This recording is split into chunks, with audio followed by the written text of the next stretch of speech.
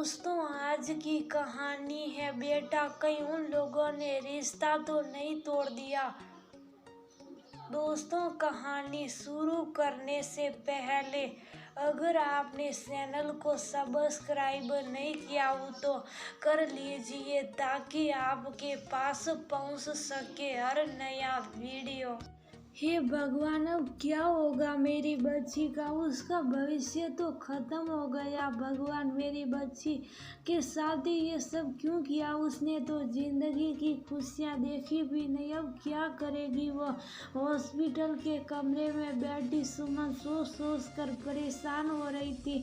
उसके चेहरे पर डर साफ दिख रहा था। उसकी बेटी नीलिमा का एक्सीडेंट हो गया था जिसमें उसका एक हाथ काटना पड़ा। अभी उसकी सगाई को 15 दिन भी ना हुए थे। जाने कौन सी बुरी घड़ी थी जब उस दिन वो स्कूटी लेकर घर से निकली। कितना रोका था उसने, नीलिमा अभी तुम्हें ठीक से स्कूटी चलानी नहीं आती, ऐसे एकदम सड़क पर मत जाओ। लेकिन वो नहीं मानी। मम्मी, अगर ऐसी डरती रहूंगी तो कैसे सीखूंगी? फिर अनुज ने भी तो कहा है कि तुम्हें ऑफिस स्कूटी से जाना होगा। शादी के बाद कुछ सिखाएगा मुझे स्कूटी। और वह हो गया जिसका सुमन को डर था। सामने से आती तेज स्पीड की गाड़ी को देखकर नीलिमा के हाथ पैर फूल गए और खुद को गाड़ी की चपेट में आने से बचा ना सकी। और आज नीलिमा अपना एक हाथ गंवाकर हॉस्पिटल में थी। सबसे बड़ी परेशानी ये थी कि सुमन के पति ने उसी दिन नीलिमा के ससुराल में फोन कर दिया था। लेकिन 3 दिन बीतने के बाद भी आज तक अनुज या उसके घर से कोई भी नीलिमा की सुध लेने नहीं आया था। यहाँ तक कि एक फोन भी नहीं आया था। बस यही सुमन के डर की वजह थी कि कहीं ऐसा ना हो कि अनुज और उसके घर वाले ये रिश्ता नहीं, ऐसा नहीं हो सकता। वह लोग तो बहुत अच्छे। माँ को परेशान देखकर नीलिमा भी परेशान थी। बुरा तो उसे भी बहुत लग रहा था। एक तो हाथ गंवाने का दंश उस पर, अनुज की बेरू की सगाई के बाद से जिस अनुज को उससे बात किए बिना नींद नहीं आती थी, आज वही अनुज जाना हो गया। तभी नीलिमा की सहेली उससे मिलने हॉस्पिटल पहुंची। नीलिमा का हाथ साल लेने के बाद उसने सुमन की तरफ देखा। उसके सफेद पड़ते चेहरे को देख पूछा, क्या बात है आंटी, इतना परेशान क्यों हो? सुमन ने उसे सारी बात बताई। पलक ने उसी समय अनुज को फोन लगाया। हेलो जीजा जी, कैसे हैं?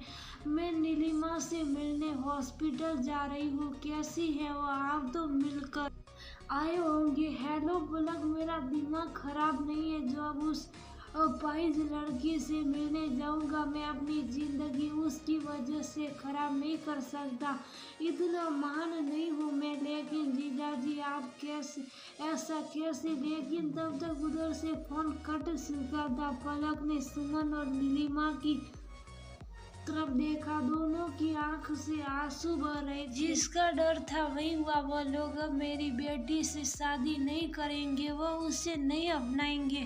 अब कौन करेगा मेरी बच्ची से शादी? सुमन जी लगातार रो रही थी। आंटी जी, आप तो भगवान का शुक्र माने कि उन लोगों की नीयत पहले ही पता लग गई। सोचिए जरा, अगर शादी के बाद यह एक्सीडेंट हुआ होता तो लोग अपनी नीलिमा को छोड़ देते। नीलिमा ना इधर कहीं और रहती और ना उधर की। शादी से पहले ये सब हो गया तो अच्छा। ऐसे लोगों से तो रिश्ता बनाना बेवकूफ़ी। और फिर ओनली पिंक में कमी क्या? केवल एक हाथी तो गया। कितने लोग हैं जो हाथ पैर या आँख ना होते हुए भी आगे बढ़ रहे। देखना, एक दिन हमारी नीलिमा को एक दिन उससे सच्चा प्यार करने वाला लड़का जरूर मिलेगा जो सिर्फ उसकी सीरत से प्यार करता होगा, उसके शरीर से नहीं। पलक की बात सुनकर नीलिमा भी बोली, मम्मी पलक सही कह रही है, मुझे भी ऐसे लड़के से शादी नहीं करनी जिसे सिर्फ मेरे शरीर से मतलब हो। मैं अपनी नौकरी के साथ आगे बढ़ूंगी। तुमने सही कहा बेटी, उन लोगों के इरादे तो पहले ही समझ जा रहे थे जो तेरी नौकरी पर भी ऐश करते और तुझे घर में भी नौकरी बना कर रखते। मैं तेरे साथ हूँ, अब तू अपनी नौकरी के साथ अपने परमिशन के लिए आगे जो करना चाहती है वह कर।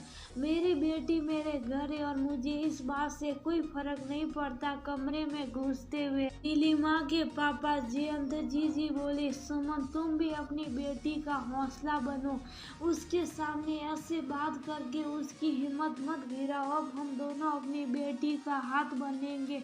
आज के बाद किसी की भी आंख में मुझे आंसू नहीं दिखना चाहिए। पति की बात सुनकर सुमन के मन का डर जाता रहा। वो मुस्कुराकर नीलिमा के पास आई और उसके सिर पर हाथ फेरते हुए बोली, मैं अपनी बेटी को जरा भी परेशान नहीं होने दूंगी। मैं अपनी बेटी के हर कदम पर उसके साथ हूँ। नीलिमा भी मुस्कुरा रही थी। अब उसे अपनी नई जिंदगी शुरू करनी थी। एक नया संघर्ष था जो आशा नहीं था, लेकिन माँ बाप का साथ था तो हिम्मत भी साथ